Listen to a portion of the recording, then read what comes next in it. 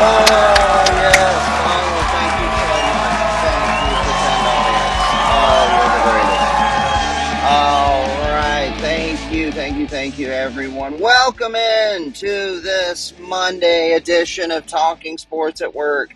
It's generally either one of the best or one of the worst Mondays of the year, the first week after NFL football starts, college is fully underway, and boy, we've got a lot to talk about today. Now, honestly, I'm going to just go ahead and turn that off. I, in the first half of the Titans game, because here's what I do. As I'm watching football or, as I'm watching sports or throughout the day, if I'm listening to sports radio or podcasts or, whatever I'm doing, I've got, a little list of notes on my phone. So I'm making notes about, the podcast if I'm assuming I'm planning on doing one the next day or very soon. And so anyway, I had at halftime, I had all of my notes from the Vols game and other thoughts from around the sports world. And I had a whole list of notes I was, and points I wanted to make about the Titans. By the time the game was over, all that shit was deleted because what a collapse. I mean, but that was just, and one of the things, what sucks is one of the things that I had on my list was, this was the best weekend ever, right? And for a few hours there, it seemed like it was. I mean, I was confident going into that game because I said, you know what, actually, I'm going to start with the good because I really didn't want to start this off on a terribly negative point, and there's no way I can do that and talk about the Titans game first. So, we are first going to discuss what was a tremendous, and powerful, impactful performance by the Vols on a national stage. Kirk Herbstreit's there, so everybody's watching this one. It's on ABC in prime time, and boy, did we show the country what we can do. So we're going to talk about the Vols. We're going to talk about, God help us, we're going to talk about the Titans. We're going to talk about Tyreek Hill, Deshaun Watson, and a few other topics around the league. So buckle up. We got a lot to talk about today, friends. I'm going to take a quick break. I'm going to look over said notes really quickly if I can find me a spot to pull over, and I'll be right back. All right, friends, welcome back. So, the Volunteers this Saturday, and look, I just finishing up what I was talking about earlier. Waking up this Monday and all day Sunday, just had that bad taste in my mouth from the Titans' performance. So I actually spent a lot of this morning while I was, taking the kids to school or daycare and getting things ready. I was trying to listen to stuff about the Vols, and I watched. I listened to a little bit of a Vols podcast just to sort of get me back in that mode. I also watched a thing with uh, Tim Tebow actually analyzing Nico, and he absolutely loves Nico, as do so many people. But anyway, I was just trying to get myself back in that mode and the positivity that came from that performance because, yeah. But anyway, so the Volunteers, man, we jumped up from, I think we were 14th to number 7 in the AP poll, which honestly, that's even higher than I expected. I said, and I was talking to, some friends and family during and after the game, and I said, I expect us to jump up. I wouldn't be shocked if they only bump us up 2 spots and just basically keep us on par with where we were and drop Notre Dame and whoever else behind us. But what I would guess would be we'll probably be about 9th. That would feel like an appropriate thing. But they jumped us up all the way to 7th. And look, I'm not saying that's wrong. I'm just saying that those were my expectations because I don't have many high expectations of the national media when it comes to their opinions on Tennessee football. But because everybody was watching this one, because it was the Kirk Herbstreit game, because it was primetime on ABC, everybody saw themselves what this team really is. And it was truly, truly beautiful to watch. And now, if you look, 6 of the top 7 teams in the country in the AP poll right now are SEC teams. The only, the only one that's not is Ohio State, which they dropped to number 3. and bumped Texas up ahead of them to number 2, which I think was appropriate. And I'll be honest, look, I said Texas was a little bit overrated coming into the season. I don't know now. Now, look, they still have yet to actually play a conference game. But if you listen to the episode from, I think it was last week, I actually looked at the Texas schedule, and as far as SEC schedules goes, they have a light one. They play Georgia. That's the one really tough game that they've got. But other than that, they don't play Alabama. They don't play Tennessee. They don't play Ole Miss. They don't play Missouri, who's still rolling. So really, Texas, got a pretty lucky draw there with their first SEC schedule. But I do think Michigan is maybe not nearly as good as they were last year, replacing the entirety of that offensive line, replacing the quarterback, replacing the star running back, replacing the head coach. But I still thought it would be at least more of a challenge just going into the big house and winning. But man, they just tore it up. Texas is very impressive, and I think they deserve to be the number 2 team in the country right now. And we'll see what happens as they get into their conference schedule. It's still going to be tough because there is no such thing as an easy SEC schedule. But yeah, anyway, the Volunteers, though, man, look like they can beat anybody in the country right now. And I'm not going to start going down. It's a mistake to start, schedule watching and picking wins and losses because you never know what's going to happen. But if you look at what we've got, our big games historically are Florida, Georgia, Alabama. Now we've still got all 3 of those on the schedule, at least this year. That's probably going to change next year. But Florida is just a mess to the point to where I feel bad for them. They bounced back against a cupcake opponent last week, and it looks like DJ Lagway might now be the starter, which is the right way for them to go. But Florida should not give us much trouble. But I also thought that last year. But we've got them at home this year, and so that's a very different story than playing in the swamp. And so Florida should not give us much trouble. So if you really look at the games that are going to define this season this year, one of them is, one early test was this one on Saturday. But the big ones were really coming up in 2 weeks. We go to Oklahoma. Now, we look like clearly the superior team right now. We look better than Oklahoma. But going into their building is going to be tough. But at the same time, that's one that Heupel wants to win.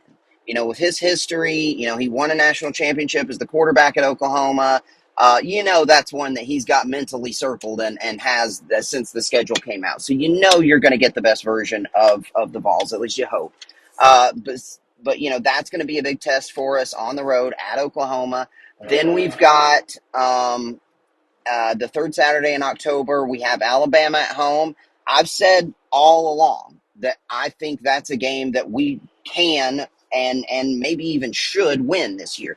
Jalen Milroe looks unbelievable, but I still think there's going to be some growing pains with this team. I mean, you don't just replace the greatest college football coach of all time and then just keep rolling. It's not going to happen. Despite Kalen DeBoer might be a really good coach, he's not Nick Saban. There's a lot of new things, new offenses, new defense. I mean, and there's a lot. So I think they're going to lose at least a couple of games this year, and I imagine at Tennessee would be one of them. They also play Georgia. I don't know if that's at home or on the road, but they also play Georgia this year. We'll see how that one goes. But anyway, I think we are, just to back up a second, I think we're better than Oklahoma. Hopefully we can beat them on the road. Having Alabama at home is, that's never going to be easy, but it's not, a game that like it used to be where you just chalk that one up as a loss. That's a game that we can and maybe even should win. We'll see how things look at that point. And then on the road at Georgia is still going to be next to impossible, but yeah, if we only have that one loss, then this is an incredible season. So we'll see. But and I know I said I wasn't going to do that. I know I said it's a mistake to go through the schedule. But, just looking at it, that's sort of the expectations. Those are the 3 games that are really going to define this season now, are at Oklahoma, Alabama at home, and at Georgia. And you got to think we're going to win at least one of those. So as long as we don't stumble against any opponents that we should beat, then that's a 10-win season. But, again, a lot can happen between now and then. But, man, this team looks incredible. Nico, and I know the defense was really the star of that game, and I'm going to get to them, but I just have to talk about him. I mean, he is everything that we hoped he would be. And you hate to put so much on such a young guy to, basically he's got the entire hopes of the state of Tennessee on his shoulder to be the savior. I mean, he's had that sort of, we've had that mentality about him since he first committed to Tennessee. And boy, though, he looks like he is fully living up to the hype. He is everything we hoped he would be, and he's just getting started. I mean, he's only going to get better. That's the thing. He's only going to get better. He's still a redshirt freshman, just started his third game in college, and he's as good as he looked. Now, he wasn't great. He wasn't perfect, far from it, in that North Carolina State. He threw a couple of interceptions. Now, one of them was not his fault. The protection was bad. He got hit, and the ball, he got hit when he was throwing. The ball popped up, and it was intercepted. That second one, I don't really put on him. The first one was his fault, though. It was just a bad throw. I don't know if it was a bad read or a bad throw or both. It looked like he just missed the receiver. But either way, that was his first big mistake. Sure, he's going to make more of them, but outside of those couple of mistakes, he looked really good. He was still accurate. He was making the right decisions. He was running incredibly well. And he's just, his talent is just through the roof, man. And his potential, his ceiling is, I don't even know what it is, but I mean, it's Heisman and number one overall pick. That's his ceiling. Now, I'm not saying that's what he's going to be, but he's got everything you can want, and the throws that he makes. I know we love the athleticism, we love the leadership, we love the charm, we love all these things about him. But still, the most amazing thing about him is that arm. And it's not like Joe Milton's rocket cannon arm. I mean, he does have Nico does have a very strong arm, but that's all Joe had, was he could throw it 80 yards. Nico can throw the ball 20 yards, across. He actually, in this game against North Carolina State, or was it against Chattanooga? No, it was against UTC. He threw one that was like 40 yards down the field to the opposite side, like not necessarily across his body, but on the left side of the field. Throws it, puts it right on the receiver's hands. He can throw the deep ball as well as anybody. He can make the intermediate passes as well as anybody, and he doesn't miss short throws. That was the thing about Joe Milton. He could throw that ball forever, but he was not accurate. Nico is accurate at every level: first level, second level, over the linebackers, third level, deep. I mean, the accuracy and just the pinpoint, the lasers this guy is throwing, it's just beautiful to watch. These are NFL throws that he's making, and he's a redshirt freshman. So super excited about the future with him. Dylan Sampson also looks like the real deal and looks fully ready to embrace this role and take over this role as sort of the lead back. But Bishop also looked really good, as he did all of the preseason and in the preseason stuff. And Cam Seldon didn't even play in this game. When he comes back, that running back room is going to be even stronger. I don't know. I think he had a shoulder or something. But Cam Seldon is somebody I've been saying all along to watch out for. This dude. He is a big, powerful runner, and he's going to add an element to this offense. And he didn't even play in this game. So, and the receivers, man, Brew McCoy, by the way, looks better than ever somehow. I mean, you think a guy coming off of that kind of injury is maybe going to take a little while to get back into the flow, and maybe, is he still going to be as good as he was before? He looks better than he was before. He actually looks a little more nimble and looks faster than he was before. I don't know if he's lost weight or, I mean, he still looks like basically a small tight end out there playing receiver, but he looks faster than ever and more agile. I mean, he's making moves, making guys miss. Brew McCoy looks unbelievable. Squirrel White, we know, is maybe the best slot receiver in the SEC, or at least one of them. And then you've got Brazel, you've got Thornton, that receiver room is stacked. And the offensive line is doing their part, definitively holding up well.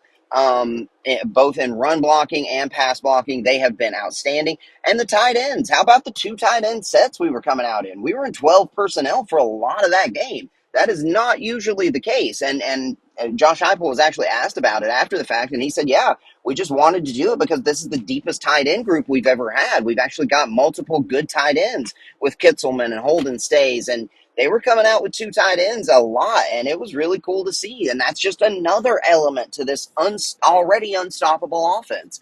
And how about Kitzelman, by the way, who was just a complete non-factor in that first game? He got the start actually over the highly touted transfer Holden Stays. He got the start and then just really didn't do much at all. But then in this game, he was outstanding. He actually was the highest rated. If you I look at the Pro Football Focus rankings or ratings of our individual players after the games, he actually was a 90 something, was the highest rated player, at least on offense, in that game. So great way for him to make an impact and really bounce back from not a good game before.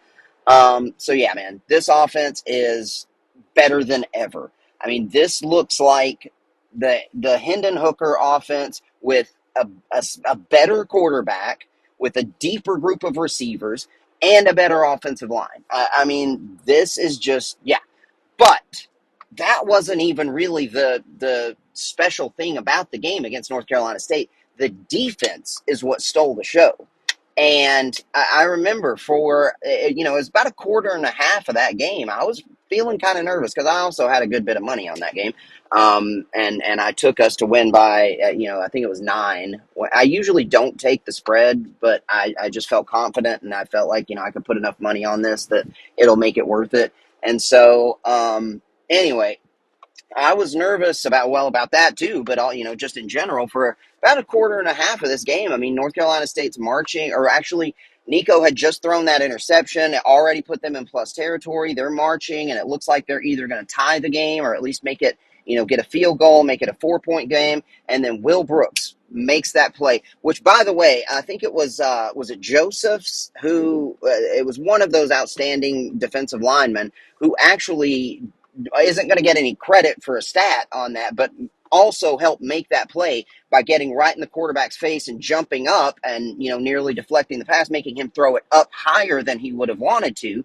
And that put it right in the hands of Will Brooks. He takes it 85 yards for the touchdown, and the floodgates just opened from there. And yeah, it ended up being 51-10. We've now over 2 games. I think what was it? We've now won the past 2 games by a combined total of 120-13. So, I mean, this defense is for real. And I know that's the thing that especially the national media, who doesn't really pay much attention to us, keeps saying, is the defense ever going to catch up to the offense? They've been catching up for a little while now. Last year, they were a lot better. And I also remember, I want to point out that a lot of people were saying a couple years ago that Tim Banks needed to be fired. I was not one of those people. I said I like him as a defensive play caller. I like what he's doing. I think his aggressive mentality really fits well with our explosive offense. He just doesn't have the pieces right now. If we can add more talent, I think this defense under Tim Banks can be good. And Josh Heupel didn't listen to any of the noise. He's stuck with his guy. And now look, Tim Banks is probably going to get a head coaching opportunity after this year. This looks like one of the better defenses in the country, and it's in large part because of his system and his play calling on defense. But man, that defensive front is as good as any in the country, and that's including Georgia. That's including everybody. Our defensive front is as good as any, if not the best in the country. The linebackers also look to be very, very good. Having Peely back and healthy has been a huge boost to us. And now the only question remains, the same question that it's been all off season, is can this young secondary continue to hold up and play well and do well enough with this elite defensive front that they don't cause us to lose games? So far, the answer to that question has been yes, but we still haven't played any conference games. We've still got a lot of bigger tests coming. But so far, man, the Vols look to be definitively a national championship contender, and one of the teams that should be in that 12-team playoff this year. And it's in large part because of the defense. The defense that has, just, I can't even name all of these great players. I mean, obviously, everybody knows James Pierce, but you've also got Big O, Amari Thomas in the middle. I mean, really, those interior guys, that's probably an even deeper and stronger group than the edge rushers because you've got Amari Thomas, you've got Norman Lott, you've got Bryson Eason. Tyree West can play inside or outside. He's really, really come on strong this year.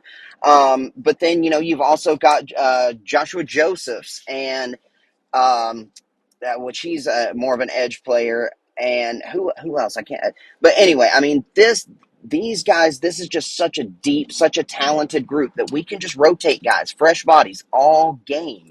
And yeah, that's a huge, huge boost to our defense. Anyway, so the Vols, we've got another cupcake coming up next week, so nothing to really, pay that much attention to. We really got 2 more weeks to wait before we have our next big game. But then after that, we're really going to, start rolling into the games that matter after this one against Furman, I think, this week. And really, our schedule, which is often historically over the last many years really, really front loaded, and most of our big tests are done by halfway through the season or around halfway through. This schedule really, I think, kind of worked out a little bit better for us because we've got the 2 cupcakes, and sandwiched in between those was a decent team in North Carolina State, one that would test us, but one that we, should be able to handle. And then I think we go on the road at Oklahoma. That's going to be a big test. Have Florida at home. We should be able to handle them. And then it's just a little bit more spread out. Georgia's not until later in the season.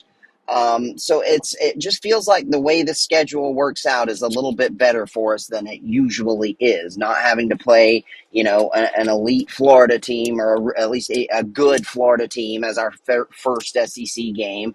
Not having to play Georgia and Alabama right there next to each other, within a week or two. So that really works out in our favor, I think, as well. It feels like there were more things I wanted to talk about with this. There's something that it's just like. I kind of lost my train of thought, but anyway, yeah, super excited about and really overall, the biggest thing about this game, and I expected us to win. I really thought that we would win by, at least 10. I thought it'd be a double-digit win. I thought we might win by a couple of touchdowns, but I didn't even expect that. I think most Tennessee fans will tell you, none of us really expected it to be this dominant. But really, it's not just that win. What's more important is what it means for the future. I mean, you saw this was a national audience watching this, and afterwards we jump up 7 spots to 7th in the AP poll. It means, you continue to look at the play of the quarterback and the offensive line, the defense, and think about, what does this mean for the future? And all signs are positive. Everything's looking good for the Volunteers' future. And I mean in the short term and long term. Like, I mean, this year and moving forward, we just continue to get better. And every year under Josh Heupel, the defense has gotten better. And if now in his 4th season, these are mostly, mostly his recruits, his team, his system, his culture. Tim Banks's guys on defense. Everything is in place. This is, what we're going to look like, what we expect to be moving forward, and all signs are positive. Everything looks good. So I'm going to take another quick break, and then we'll have to talk about some of that bad stuff and more. All right, I'll be back. All right, friends, welcome back. So the Vols looked outstanding, and there for an hour and a half, it looked like this was going to be one of the best football weekends ever. The Titans it looked like they were rolling. They were playing exactly as well. Those first couple of drives were not good, but that was kind of to be expected with a totally new offense. And week one, your first, everybody needed to just sort of settle down. And then after those first couple of drives, I think it was the third drive, it felt like everybody's okay. Now everybody's sort of settled down. The nerves are gone. We're back in football mode. And now we're rolling. And Tony Pollard was outstanding. Calvin Ridley was outstanding. Will Levis was making good decisions and good throws. Although he continues to not take care of himself and continues to take stupid hits. But everything was looking good, and the defense was just lights out. Um, so, we go into halftime. I think it was 17-3. And, you feel like, okay, we might get a little bit more conservative maybe in the second half offensively, but, as long as we just take care of business, we'll get out of here. I'll tell everybody how right I was about the Titans and the Bears, who I said are overrated. And I still feel that way, by the way. And, I'll get to say I told you so on the podcast, and get to talk about how this was such a wonderful weekend for Tennessee football fans. And then the second half happened. The defense continued to play brilliantly. And, and the reason it's not that I don't think Caleb Williams is going to be good. I do think he's going to be good, but he's a rookie quarterback starting his very first game. I couldn't understand why people, all these media experts who are supposed to know this stuff, we've all seen this. They very rarely win whenever it's, these top, the last number one quarterback to win his first start was David Carr. Until we gave, Caleb Williams this one, because he didn't do anything. Their offense didn't do anything. The defense, especially that defensive front and the secondary, was just lights out. And so, it was amazing to see that we've, made this whole change to get this offensive minded head coach to, this younger guy who's going to make us a more modern NFL offense, more modern NFL team.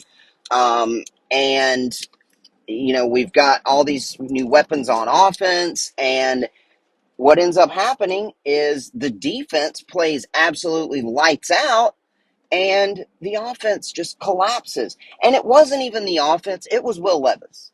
Let's just, call it what it is. It was Will Levis. He lost that game on his own. And I got to tell you, man, I'm not going to overreact to this. I know it's week one, and week one usually does not. A, a couple of months from now, and all this stuff that we think we know after week one about these teams will be completely different. Week one is just, that's the way it is. It's always sort of, I'm not saying it's irrelevant because it still counts on your win-loss record, but all these things that you think that you can glean from these teams, that you can kind of tell how these teams are going to look after week one, it rarely ends up to be the case, unless it's things that we already know, like the Chiefs are going to be good, the Lions are going to be good, but if there are things that you think you learned in week one, maybe just take all of those with a grain of salt. So I'm not going to overreact to this, but everything that we saw from Will Levis that was bad were the exact things that I said I didn't like about him as an NFL prospect before we drafted him. It was poor decision making. It was unnecessary turnovers. It was, not really accurate throws at important times. And that is what's concerning, because I've said this all along. We went into this season with two big question marks. Do we have our quarterback? Do we have our head coach? You feel there's reason to be hopeful and there's reason to be confident about both, but you can't say you're sure about either of them. The coach, I feel good about. I feel great about that offense. The play calling was outstanding, especially in the second half, or in the first half, excuse me. I really liked the motion, all the looks, the complexity of the run game, the being more willing to pass on first down, just looking more like an actual modern NFL offense. I loved it. I loved the defense. Everybody thought Denard Wilson is going to come out and just be blitz crazy because of where he comes from, the Ravens background, being with the Jets, that's what he's going to do. He didn't. We rushed 4 for most of those games and only brought pressure at, like a few key moments on third down in situations. Like, he really did a tremendous job of confusing a rookie quarterback and did exactly what you would want him to do. The defense as a whole, including the defensive coordinator, exactly what they needed to do to win this game. And I mean, the kind of collapse that you could only see that only the Titans and maybe the Chargers can give you. I mean, a blocked punt. Our defense, by the way, did not allow a touchdown in that game. Didn't our defense really didn't allow anything. Every single point they got was either directly or indirectly from special teams or defense. We had a blocked punt return for a touchdown. We had that just ridiculous pick six for a touchdown, where all we had to do, if we had come out and taken a knee every single snap of the second half, we would have won that game. If we had just come out and run the ball every single snap, we win that game. I mean, that's it. But Will Levis just was terrible. I mean, unbelievably bad. And I don't know, make of that what you will, but the receivers were good. The offensive line still wasn't great. It's still a work in progress, but it was definitively better than it was last year. The running backs were good. The defense was obviously outstanding. Everybody played well, except him. He gave that game away. And, well, no, I can't say that because I don't know what it is with the Titans, why we don't block when we're punting, but that was what lost us games at the end of last year, too. I remember we had 2 of those in one game towards the end of last year. And we had like 3 total in the last handful of games last year. It was what got Ryan Stonehouse hurt. And then you've got a totally new regime, totally new coaching staff, totally new players, and we still can't fucking block a punt. Block for our punter. In a critical situation where all you've got to do is get the punt off. Give them 7 points there. We allowed the biggest kickoff return so far of this new dynamic kickoff was allowed by the Titans. They got all the way into plus territory, like down inside our 40. That gave them 3 points. Pick six gave them 7 points. What was the other thing? It was another interception, right? Or was it a fumble? I don't remember. But our defense didn't allow anything in that game, and we still gave up 24 points and lost. I mean, that was embarrassing. It really was, and especially because I told a couple of my friends to take the Titans in this game. We are plus 165, plus 170, depending on where you look, against a rookie quarterback in his first start and what I believe to be an overrated Bears team. So I told people, take the Titans, and everybody was happy. We all thought everything was looking good there in that first half, and then what in the world? So again, it's week 1. You don't want to overreact too much, but if that is any indication of how things stand with our team, then all those mock drafts that I saw having us taking Carson Beck or Shadur Sanders or Quinn Ewers or whoever, they have those way too early mock drafts that they do even before the season, and a lot of them had us taking, drafting high and drafting a quarterback. Well, maybe they were right. Because if this is the way it's going to be, then yeah, they were definitely right.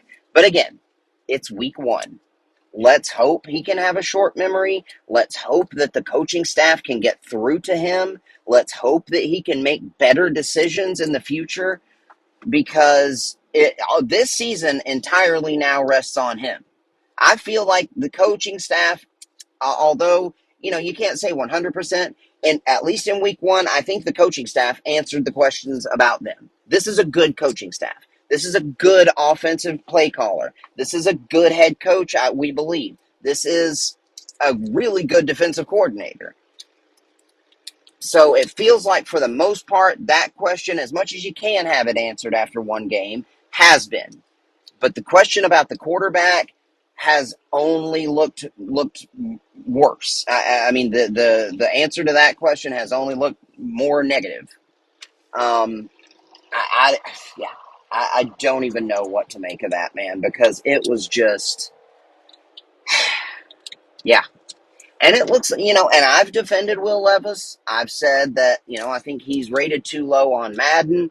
I think all these mock drafts are wrong to be having us taking a quarterback in round 1 next year. I think that he'll be good. He showed enough that I think if you give him a decent offensive line and more than one receiver to throw the ball to, and an actual modern NFL offensive system, I think he can be good. Well, he has all those things now. He has a decent offensive line. He's got a good offensive minded head coach. He's got a good group of receivers. He's got two running backs that provide great versatility and just offensive weapons and an outstanding defense. And he was the weak link. He was what lost the game. So I don't know, man. I don't know. I hope that is not a sign of things to come. But if it is, then yeah, we're going to be looking quarterback in next year's draft. And yeah, I like Quinn Ewers and Carson Beck. I'm still not a huge Shedeur Sanders believer as an NFL prospect. Um, but hopefully we won't have to be talking about that.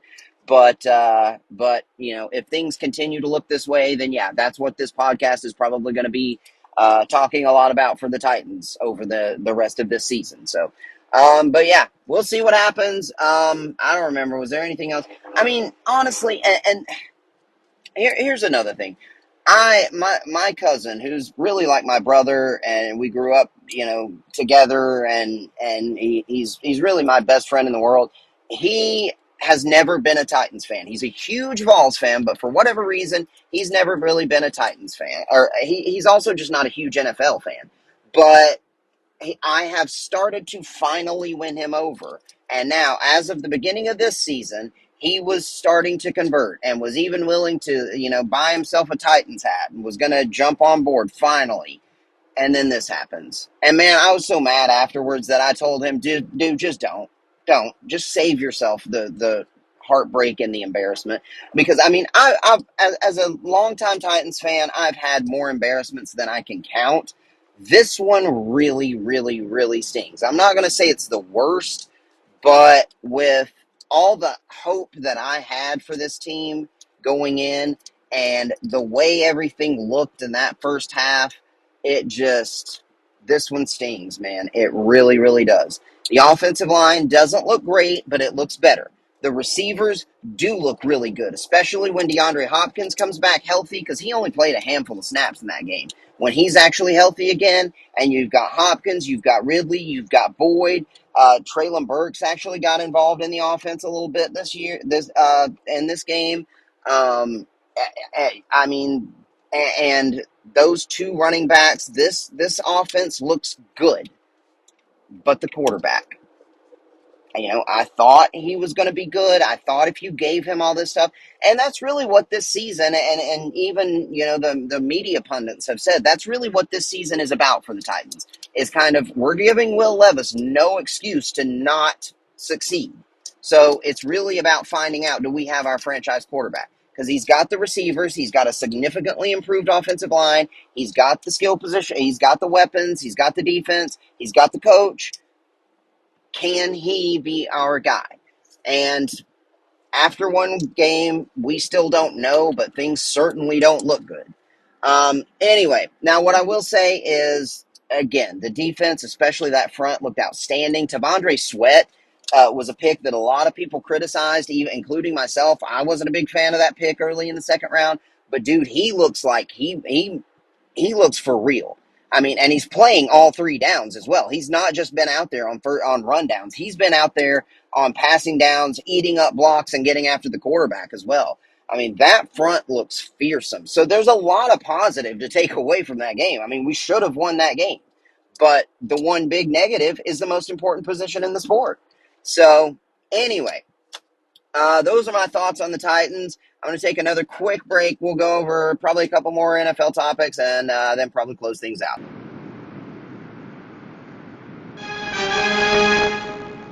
Alrighty, friends, we are back again, and I don't know if my AirPods are connected or if this is on the Bluetooth on the van. Anyway, excuse me. So, yeah, I actually stopped and had a little breakfast there, and yeah, while I did that, I listened to a few minutes of a Titans podcast, just because I wanted to hear someone else's take on this, and yeah, I mean, it was exactly what you would expect it to be. Um, And it also got me to thinking that, it's a good thing that I do this podcast when I do. Well, for those of you who are new to the podcast or don't know the premise here, I drive for a living, and it takes me over an hour just to get to my first, to my route. And so on the way there, and then sometimes again on the way back, I will do this podcast. And it's a good thing that I do, because, man, if you guys would have heard me yesterday, like, if I would have been like that guy, and so many others who do the more mainstream and more popular Titans or Vols podcast, they do reactions right after, it would have been bad. It would have been a lot worse than it just was. I mean, seriously, like, I had to, like, cool off for a little while after that. Like, I just had to, I couldn't watch any more football. I actually went outside and played with the kids and jumped on the trampoline with them for a good while. I actually kind of exhausted myself jumping on the trampoline and playing with the kids, just trying to get, like, the emotions out of me. And yeah, God, it was bad. Now, one thing that I heard on that podcast, it was pretty much all the same things that I've been saying. Defense was great. Most of the skill positions were great. The offensive line, I liked them better than he did. He was talking about the offensive line didn't play well. I just liked them better. I mean, they weren't good, but they were better than last year. And that's all that that's what I was hoping for, is if we can have an average offensive line. And I think they did okay in this game, at least especially compared to last year, which, I mean, I know that's a very low bar, but it was better than it was last year. And but everybody played well on defense. The skill position guys were great. The offensive line was decent, at least for the most part. But special teams and Will Levis, I mean, it was just that special. And it wasn't just the block punt either. It was the return on the kickoff. It was, I mean, it was just terrible, terrible.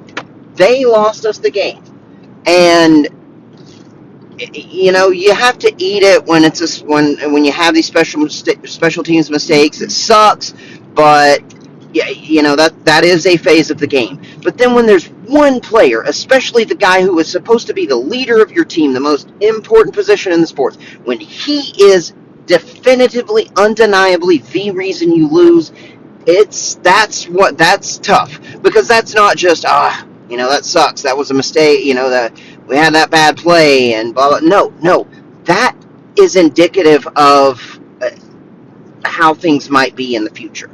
That's why this sucks. The same as everything I was saying about the Vols, why that game was so meaningful, because of what it means for the future, and the fact that we are, at least a fringe national championship contender, and we're still continuing to get better, and that's why it's the same with the Titans. The reason why this hurts so much is what this likely means for the future. And again, it's still week one. You don't want to overreact too much. But if this is an indication, if this is what, then we know we still don't have a quarterback. And that's why this sucks so much.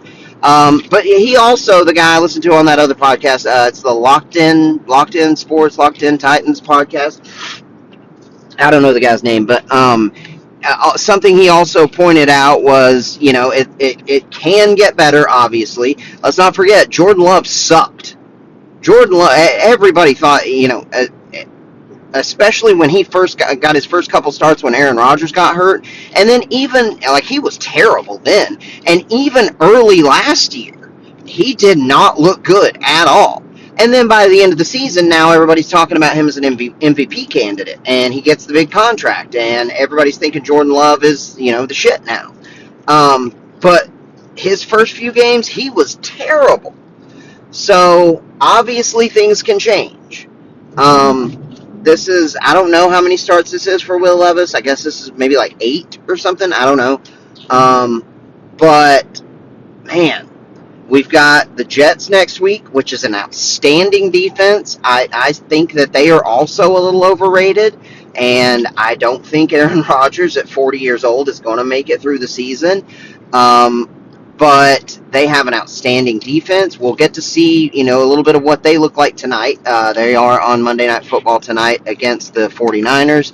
But we get them next week. That's going to be, at least, if nothing else, a tough test against a tough defense. And then we will play the Packers and hopefully Malik Willis at quarterback. And if that's the case, then you got to think we can win that one. But man, it's just yeah. Anyway, so that I'm going to get off the Titans now. Other quick thoughts about the NFL, and this is because when I was listening to sports radio on the way to take the kids to daycare, or take sis to daycare and go to work today, one big topic was Deshaun Watson. And man, it's hard to not feel for the guy in a football sense, but I mean, also when you remember, he's, allegedly a sexual predator, then you don't feel for him too much. And that's really what screwed him up as a football player. I mean, you get that label on you. You have 20-something women accuse you of sexual misconduct. That's going to change the perception. And he always seemed like a guy who wanted people to like him, who, was just such a likable, smiley, everybody likes him kind of guy, and that was important to him. And now, that every time he goes somewhere, there's at least somebody there thinking there's that sexual predator. I mean, that fucks with somebody's head, I'm sure. So I'm not saying pity him, because if all the stuff's true, then he doesn't deserve pity. But I am saying that probably, is the reason why. I mean, how do you come back from that and just be a great football player again? Because the problem is, he clearly just has lost his confidence. And it most likely is because of nothing to do with football. But everybody was saying kind of a similar thing about the Browns as with us this year, or at least the way I felt about it. If the quarterback can be good, then we could have a good team. If Deshaun Watson can be good, then the Browns could be a legit contender. Well, Deshaun Watson is just not going to be good. And it sucks for him as a player. It sucks for the Browns organization. But, I was saying, I continued to say, even as recently as, a week or two ago before this season, let's slow down. Everybody wants to say that's the worst trade in football history and the worst contract in football history. Let's just slow down just a little. He's still got time. I think he might be done, though. I think, yeah, I'm no longer going to contradict people who say that, because even though there's still, after this year, there are still 2 more years, I think, on that deal, where he's guaranteed $40-something million. And, they're just stuck. There's nothing you can do with that. Obviously, nobody's going to trade for him, and it's all guaranteed. And at the time, it looked like a good move. Questionable to give him a fully guaranteed contract, and good Lord, they gave up the farm to get him 3 first-round picks and several other picks as well.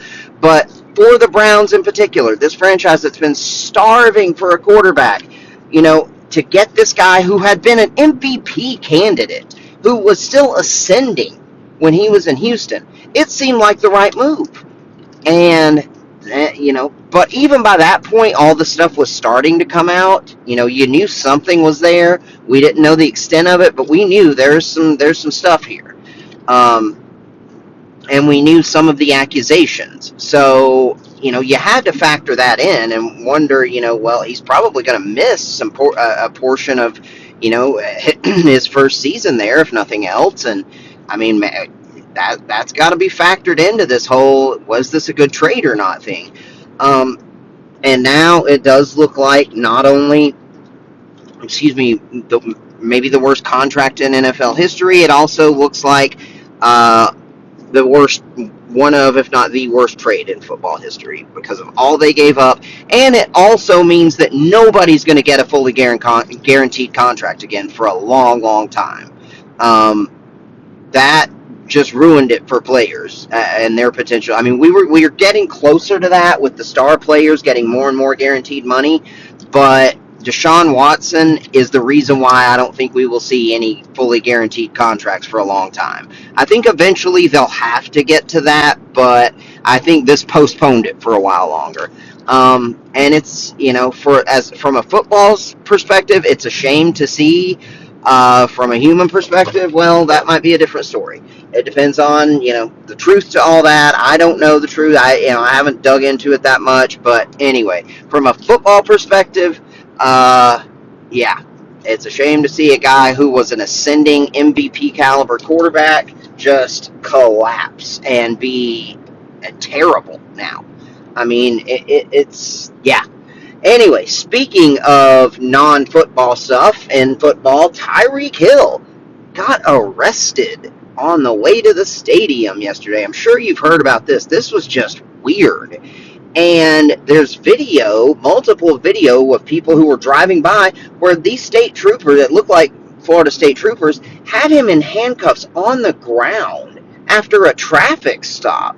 I don't know what he could have done to warrant that, but I mean, I don't know. We still don't really know much about what happened, but it's impossible to see something like that in this modern era and not think, was there some sort of, racial component here? Is this going to end up being a big political thing now? I don't know, man. But it's hard to understand that he was just driving to the stadium. The cops surely knew who he was, and he gets pulled over. We don't even know exactly what he got pulled over for. I think they said he got a citation for reckless driving, so it was probably going 15 miles over the speed limit. But then he ends up in handcuffs on the ground, and apparently some of the Dolphins players even stopped to check in on him. And I just heard this morning. Calais Campbell was one of them. They even ended up putting Calais Campbell in handcuffs for some reason. I mean, I don't know. I mean, you see these big athletic, Calais Campbell is a giant. Maybe that scares police. I don't know, but I mean, you've got a gun and a taser. I don't know, man. I don't know what that was about, but that was some crazy stuff, and it's going to be a topic of discussion on all football, radio and TV shows for at least a little while. Another quick thing, Jim Harbaugh got his first win as the head coach of the Chargers. I didn't see the game. I was interested in it because I like Justin Herbert and I like Jim Harbaugh, and I wanted to see how it turned out, but it was on at the same time as the Titans, so, I wasn't really paying that much attention. But I looked at the score later and saw that they did win.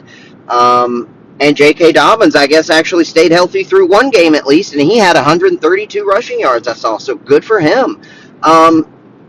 And then the Falcons, which is the other team that has a big following around here, including, some friends of mine.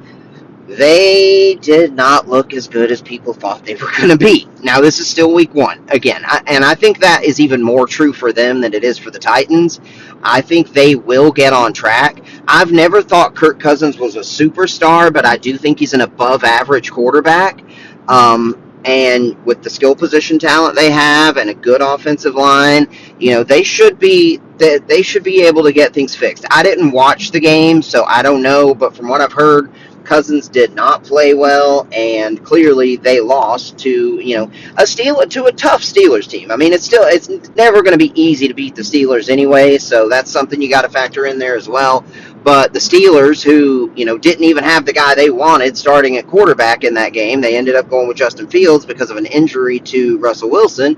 And the Falcons still couldn't come out of that one with a win. The Falcons team that was one of the trendy picks to win their division, make a run in the playoffs, just like the Bears. And going back to that, I still think everything that I thought about the Bears is still true. I still think they're overrated. I still think that it's ridiculous that so many people are picking them as a dark horse, team to watch out for to win double-digit games and maybe win that division or make it in the wild card.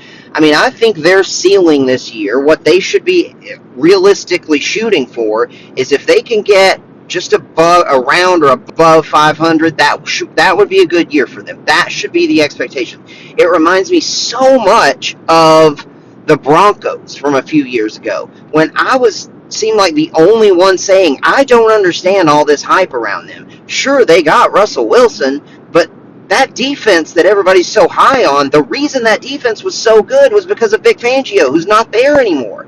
They've got some talent, but it's not a loaded defense. They don't have much in terms of talent on the offensive side, and I just couldn't understand why everybody was so high on them. You've got a new head coach, an unproven guy in Nathaniel Hackett.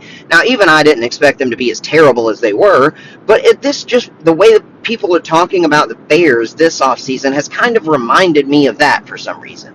I just don't think they're that good. I think Caleb Williams will eventually be a good quarterback, but I think he's going to be a rookie this year, and he's going to make lots of mistakes. And that's how that offense is probably going to look for a lot of this year.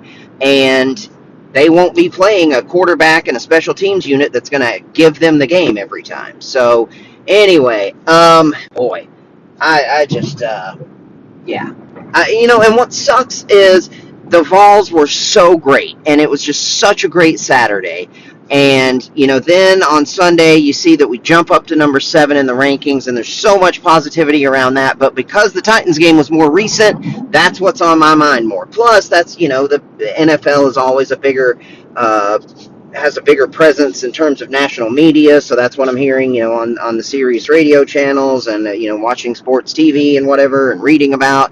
But, yeah, the Vols were great. I'm again more into college football this year, and I think it's in part because the college football game is back. That really meant so much to me, and I'm so glad that it's back. I used to be more of a college fan than an NFL fan for most of my life, and then I sort of shifted more over to a little bit, maybe more of a Titans fan, more of an NFL fan. But now I think things might be going back, and maybe it probably does have a lot to do with how good my team is at that time.